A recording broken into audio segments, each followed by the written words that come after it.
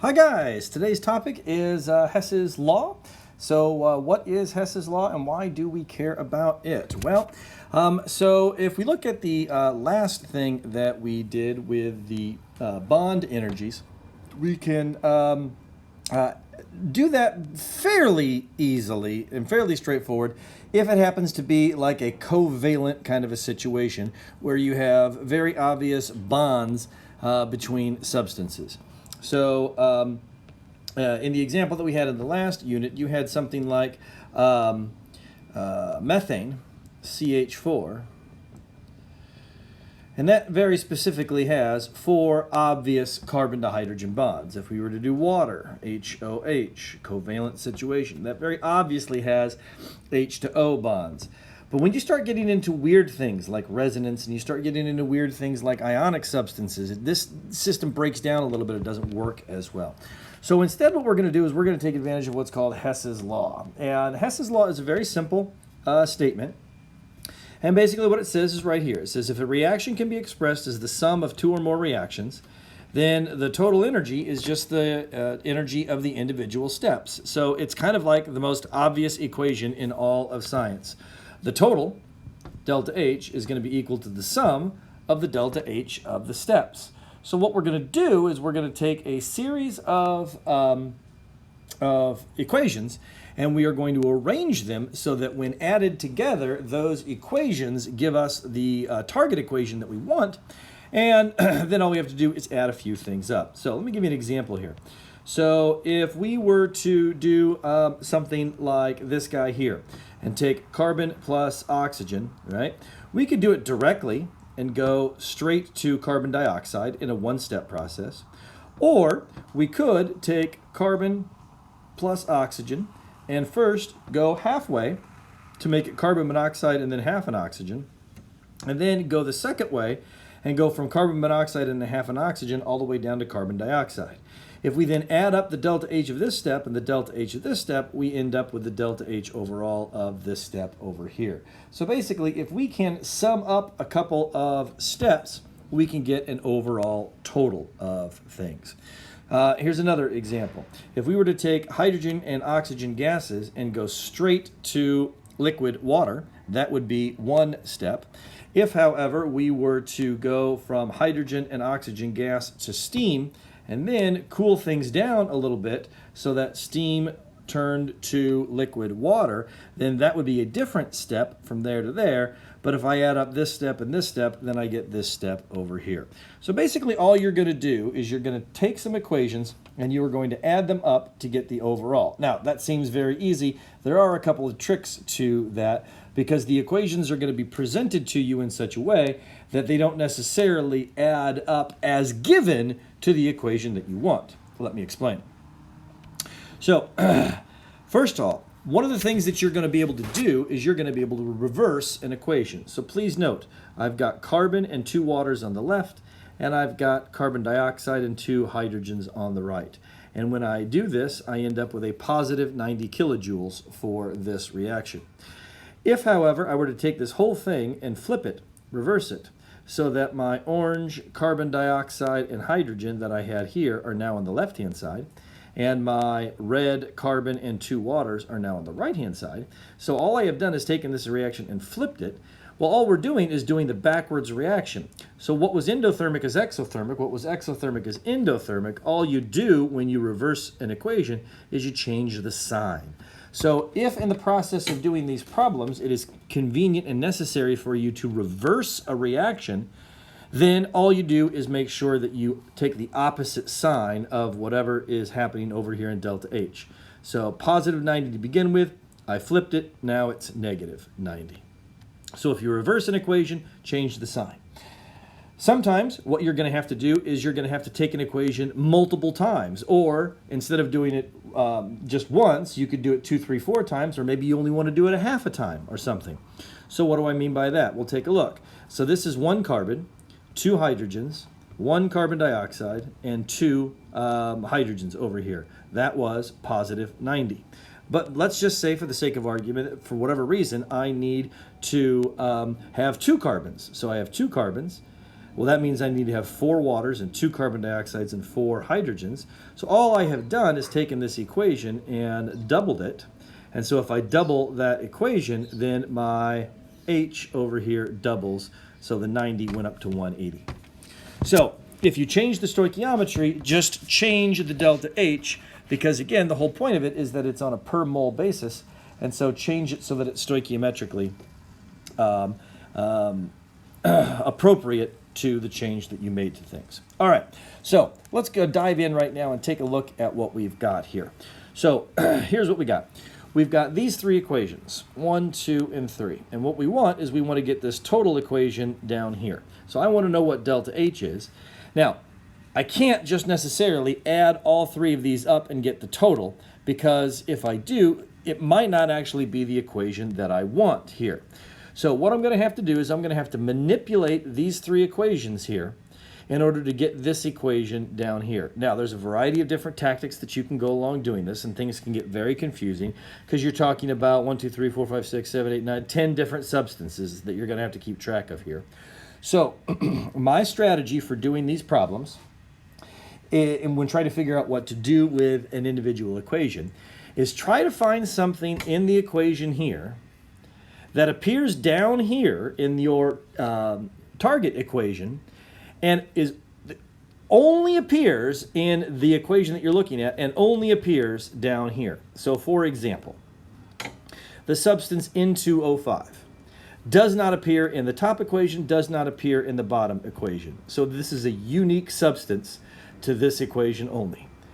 And N2O5 also appears over here on the right-hand side. So I know, because this green blob that I have here is the only place I can get N2O5, I know exactly what I have to do with equation 2 here in order to take this and turn it into this. So what am I looking for? Well, I am looking for 2 N2O5s that have to be on the right-hand side.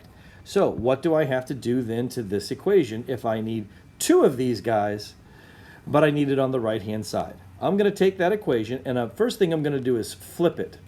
So I'm going to flip that equation. And I'm going to go ahead and rewrite it. 2HNO3 is going to come over here to form N2O5 and H2O. And in the process of flipping it, I'm going to have to flip my delta H over here. So that's going to become positive 77 kilojoules. But I need 2 of the N2O5, and right now I only have 1 of the N2O5. Easy. If I need 2 N2O5s, I'm just going to multiply this whole shoot and match here by 2. So that means this is going to be 4, and this is going to be 2, and this is going to be 2. And now, check it out, I have N2O5, 2 of them where I need it, and because I multiplied that guy by 2, I have to multiply that by 2. All right. Now I don't have to worry about him anymore. I know he's perfect exactly as I want him. All right. What about the next thing? Let's see. What about oxygen here? If I'm looking for oxygen, for example. Well, the problem with oxygen is oxygen appears here and it appears here. Ugh. So because it appears in 2 different places, I'm going to ignore that one. You know what? It's all going to work out. I can figure it out, but right now I can't know for sure what to do with my oxygen, so I'm going to skip my oxygen for now. I'm going to move on to something else.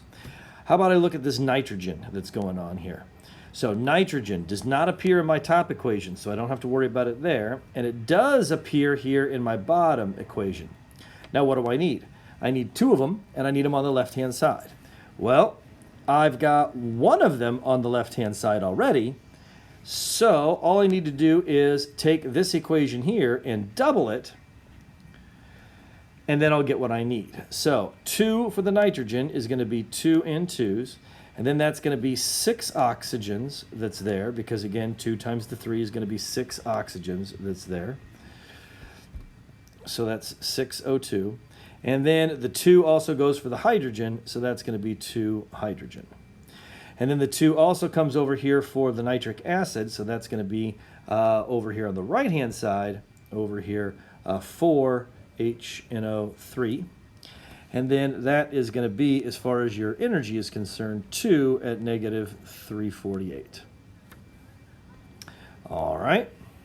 Now, I'm just going to shrink that down so that my arrows all line up. Keeps things simple. Now again, why did I do that? I did that because I now have 2 nitrogen over here on the left-hand side, which is what I want there.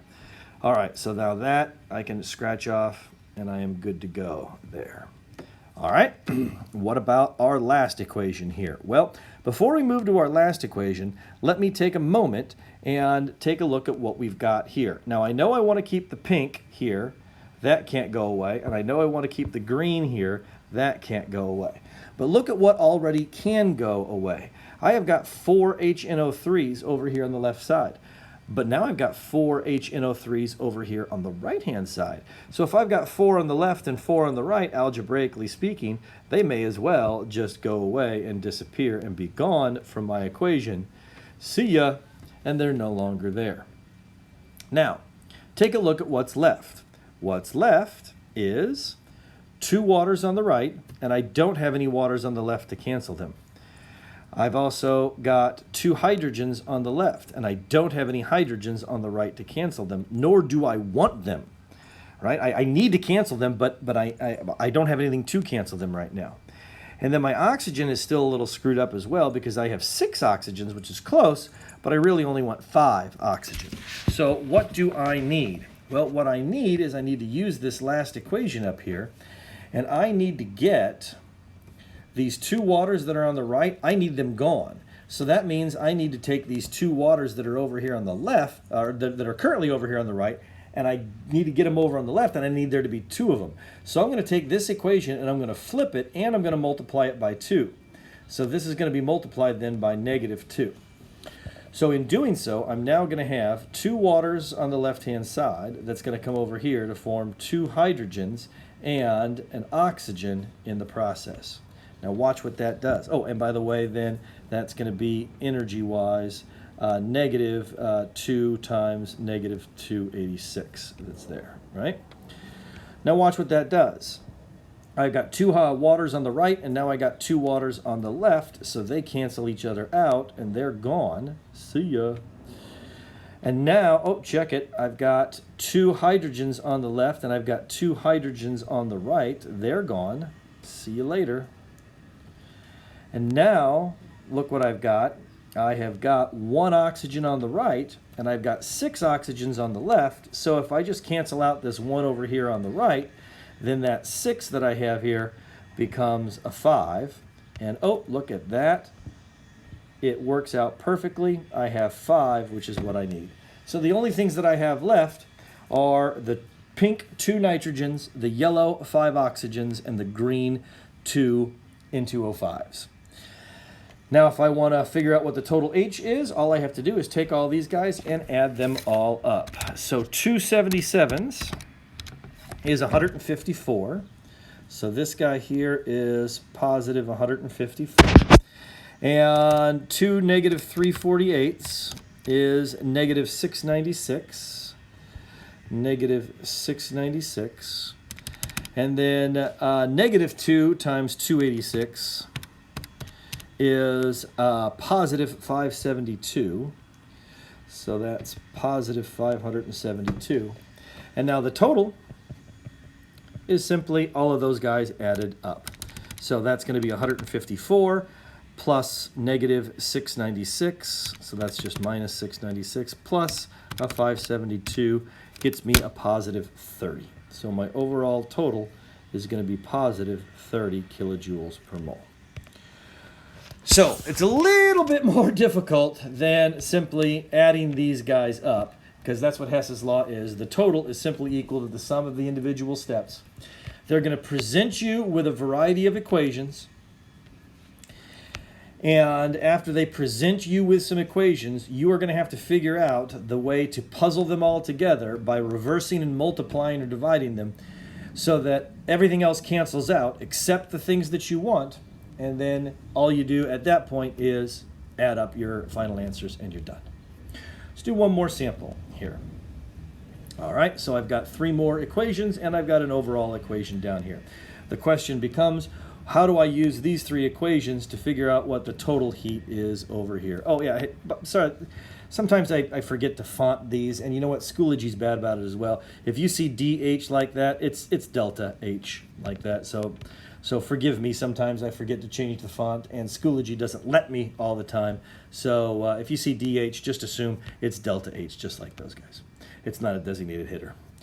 All right, so how are we going to use each of these equations in order to solve these guys down here? Well, what in this equation appears only in this equation and only down here and nowhere else, right? Well, it's not water, because water appears here, so that's no good. It's not carbon dioxide, because that appears here, and that's no good. It's not oxygen, because that appears in everything, so that's no good. So it must be this guy here, right? So C6H12O6. Oh, yep, sure enough, there he is, C6H12O6 over here. So what am I going to do? Well, I'm going to take this equation, and all I have to do is flip it, because I have one of them, and I need one of them, but this one's on the left, and I want it over here on the right-hand side. So I'm just going to take this whole equation, and I'm going to rewrite it. 6 carbon dioxide plus 6 water comes over here to form C6H12O6 and 6 oxygens, and that's going to be positive 2537, because again I have to take the opposite of that because I flipped this guy. All right, fine, there's that guy. Now, is there anything in my second equation here which appears only down here and nowhere else? Well, it is the hydrogen. See the hydrogen? That is this guy here, right? Now, I need 6 of them on the left, and I only have 1 of them on the left, so I'm just going to leave this as it is, but I have to multiply it by 6. So that's going to be 6 hydrogen plus 3 oxygen comes over here to form 6 waters. So that's going to be negative 242 times 6. So 242 negative times 6 gets me negative 1452. And now this equation is done. I know it's done. There's no other way it can possibly be. And then my last one down here, it looks like carbon is a great choice. Why? Because carbon only appears in this equation. It doesn't appear anywhere else as the solid carbon. And I want 6 of them on the left-hand side. So fine, I will take this equation and just multiply this whole shoot match by 6. So that's 6 carbon and 6 oxygen comes over here to form 6 carbon dioxide. So that's negative 394. You keep the sign, but you multiply it by 6. So that's going to be negative 2364. Now let's make sure that everything cancels out. Well, first of all, let's make sure we got everything that we need. I've got 1 of these in yellow. I have got 6 of these in purple. And I have got 6 of these in the green. Everything else should cancel out here. So let's double check that. I've got 6 CO2s on the left, and I've got 6 CO2s on the right. They're gone. I've got 6 waters on the left and 6 waters on the right. They are gone. I have got 6 oxygens on the left, and oh look, I got 6 oxygens down over here, so they're gone. And now that leaves me then with only these 3 oxygens that are left, but that's what I want anyway, so I'm good to go. So if I add all this stuff up, I end up with 6 carbon, 6 hydrogen, 3 oxygens that comes over here to form my C6H12O6. So now all I have to do is add all those guys together. So 2537 plus the negative 1452, so that's minus 1452, plus the negative 2364, so that's minus 2364. And that's going to be a total overall delta H of negative 1279 kilojoules per mole. So Hess's law. Very simple equation. The total is